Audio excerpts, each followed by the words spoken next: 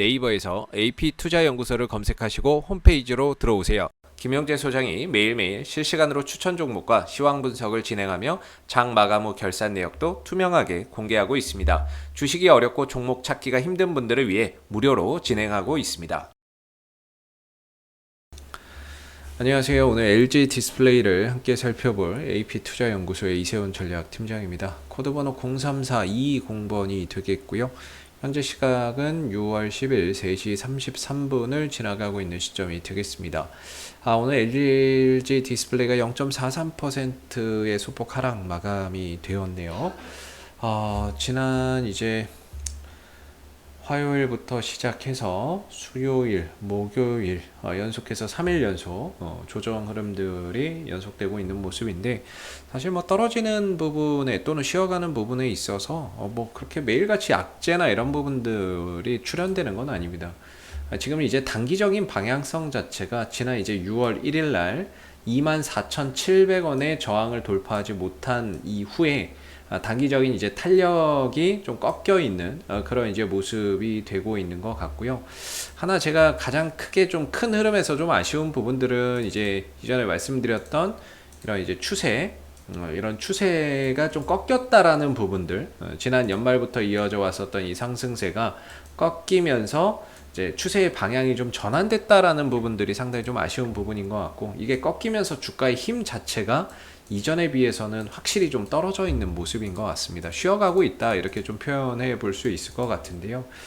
여기서 또 한 가지 아쉬운 점은 뭐냐면, 저는 이제 60일선에 대한 중요성이 상당히 좀 크다라고 보거든요. 이런 이제 실적주나 중대형주 같은 경우에는 이런 이제 60일선의 중요성이 상당히 저는 크다라고 개인적으로는 보고 있는데, 지난 이제 3월 달에 조정에서는 이 60일선을 기점으로 좀 반등을 보였지만, 최근 들어서는 이 60일선이 좀 밥 먹듯이 깨지고 있습니다.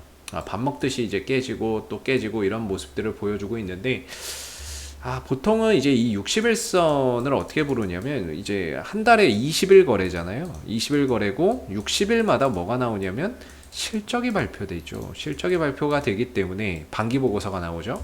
60일 정도면 분기 보고서가 나오죠.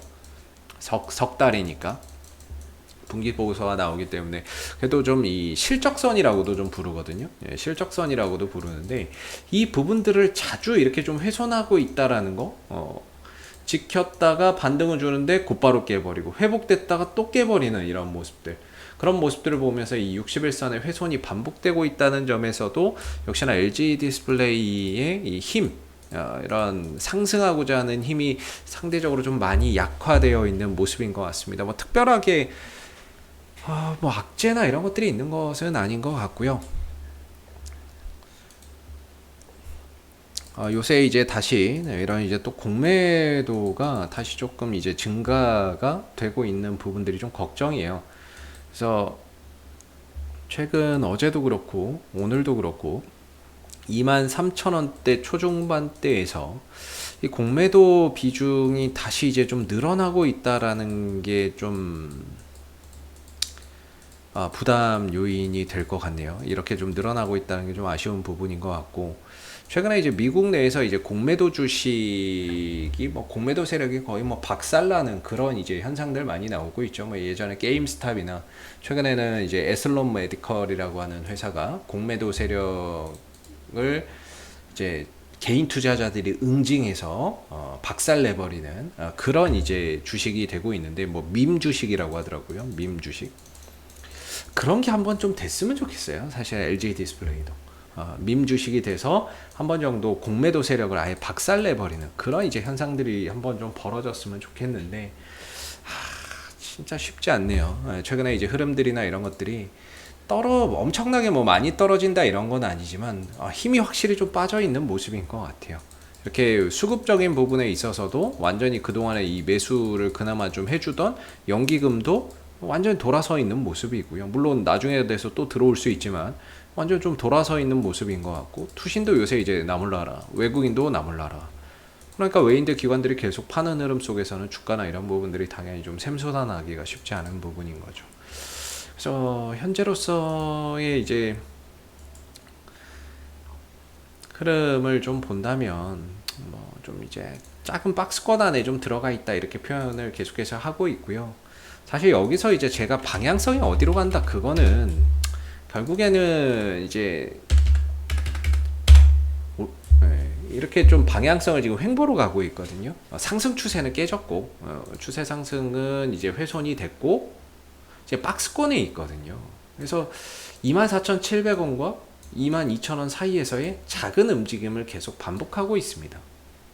그래서 여기서 이제 힘을 모아서 방향성이나 이런 부분들이 다시 또 보여지겠지만 현재로서 이 구간이 22,000원이 좀 지지 라인에서 이제 반등이나 이런 부분들을 좀 들어줄 수 있는 자리라고 보고 있고 위로는 24,700원이 좀 저항이라고 보고 있어요. 근데 여기서 이제 공매도가 다시 좀 늘어나는 모습들을 보이니까 좀 사실 걱정입니다. 예. 이게 좀 깨지지 않았으면 좋겠는데 22,000원을 근데 하필이면 이 현재 시점에서 이제 공매도가 좀 늘어나니까 그런 부분들이 차후에 또 부담 요인으로 좀 작용할 수 있지 않을까라는 걱정이 들고 패턴적으로는 지난번에 말씀드렸지만 이제 헤드앤숄더 이런 이제 패턴은 완성이 됐거든요. 이 패턴은 완성이 됐고 이제 마지막으로 넥라인이라 해서 이제 모가지죠.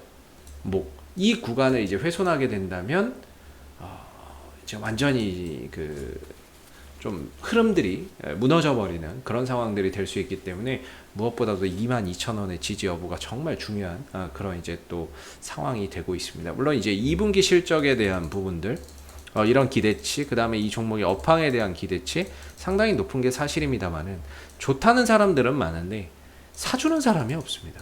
그러니까 사주는 사람들이 개인밖에 없는 거예요. 개인밖에 없다라는 게 상당히 좀 아쉽고 이 종목의 상승 공식에 대해서 말씀드렸지만은 이 종목은 이제 외인들 기관들 사면 그냥 올라가요. 업황이 안 좋아도 또는 뭐 상황이 안 좋아도 외인들 기관들이 사면 올라가는데 개인만 사고 있다 보니까 상대적으로 주가나 이런 부분들이 지금 이제 힘을 못 쓰고 있는 그런 이제 모습을 계속 보여주고 있는 것 같습니다. 그래서 저는 이제 뭐 방향성 싸움이라고 보고요. 여기서 이제 위로 가느냐 아래로 가느냐 2분기 실적에 대한 이런 기대감도 있고 사실 2분기 실적은 7월에서 8월 사이에 발표가 되겠죠.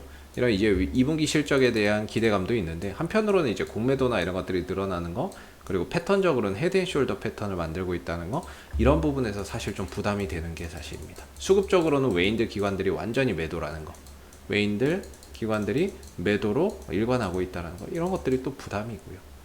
그렇기 때문에 호재만 있는 것도 아니고 악재만 있는 것도 아닌데 이 두 가지가 혼용되어 있는 거죠. 그래서 이 부분에 있어서의 이후의 방향성이 어디로 터지느냐가 상당히 좀 중요한 앞으로의 흐름을 결정짓는 요소인데 그 기준이 이제 22,000원이라는 거죠. 아래로는 22,000원이고 위로는 24,700원이고 그래서 실적에 대한 기대치를 만약에 2분기 실적에 대한 기대치를 가지고 본다면 절대적으로 22,000원을 훼손해서는 안 된다 이렇게 보고 있고요. 그래야 24,700원을 뚫고 박스권에서 힘을 모아서 가는 거고 반대로 이걸 훼손하게 된다면 22,000원을 훼손하게 된다면 실적은 좀 좋을지 몰라도 방향성 자체가 꺾이는 거기 때문에 실적이나 이런 것들 대비해서 주가나 이런 부분들이 힘을 못 쓰는 상황들이 올 수 있습니다. 그래서 지금으로서는 이런 방향성에 좀 초점을 맞춰서 업황도 좋고 실적도 좋을 것으로 예상은 되지만 현재로서는 이제 주가가 방향성에 좀 초점을 맞춰야 되지 않나 방향성이나 이런 부분들에 초점을 맞춰서 봐야 될 것 같고 현재로서는 횡보 구간인데 다소 내려오게 되면서 다시 한번 더 22,000원대의 지지 테스트를 또 시행할 가능성이 높아졌고 이 구간을 좀 잘 지켜내는지가 중요한 부분이 될 것 같습니다. 이게 만약에 무너지면 하락 추세가 되기 때문에 전체적으로 이제 매매 타이밍이나 이런 부분들이 짧게 가져가야 되고 수익을 내기가 더 어려운 구간으로 갈 수 있다는 거죠. 그래서 22,000원이 꼭 지켜지는 그런 그림들이 나와야 된다는 거 꼭 기억하시면 좋을 것 같고 그 다음에 주봉 한번 보고 갈까요? 주봉도 22,000원일 것 같아요. 22,000원이 여러모로 좀 중요한 자리가 될 것 같습니다. 22,000원이 좀 중요할 것 같고 이걸 무너지면은 사실 그 밑으로는 너무 괴리가 커서 22,000원이 중요한 이제 역할을 하지 않을까 이렇게 좀 생각이 드는 부분입니다. 그래서 오늘도 하락이었고 최근 3일 연속 하락인데 좀 더 이제 하방의 변동성을 열어놔야 될 것 같고요. 그리고 22,000원에서 좀 되돌아가면서 다시 또 반등의 흐름들을 만들어내는지, 또는 이 구간에서 혹시라도 또 공매도나 이런 것들이 또 급증하지 않는지, 이런 부분들 계속해서 좀 체크해서 보셔야 될 것 같습니다. 최근 좀 공매도 늘어나는 거는 조금 다시 또 부담 요인이 될 수 있을 것 같습니다. 그래서 22,000원 지키면서 가야 된다는 거, 그리고 이 공매도가 좀 늘어나고 있는데 다시 공매도가 축소되는지 아니면 더 늘어나는지에 따라서 이후에 이제 22,000원을 좀 위협할 수 있다라는 것도 참고해서 알아두시면 좀 좋을 것 같아요. 혹시 이 밖에 또 궁금하신 종목이나 이런 것들은 저희 AP투자연구소의 홈페이지에 오시게 되면은 이슈 종목 분석이라고 있는데요. 여기 가시면은 정말 다양한 종목들이 분석되어 있어요. 그래서 여러분들이 보유하신 종목이나 궁금하신 종목에 대한 궁금증 해결해 가실 수 있고요. 가운데 무료 추천 종목은 매일 아침 9시에 세 종목 나옵니다. 이거 누구나 볼 수 있게끔 오픈되어 있으니까 무료 추천 종목 필요하신 분들 홈페이지 방문하시면 되겠고, 그 다음에 이제 카톡 친구 추가가 있는데요. 이 카톡 친구 추가 같은 경우에는 이 AP투자연구소에서 운영하고 있는 무료방이 있습니다.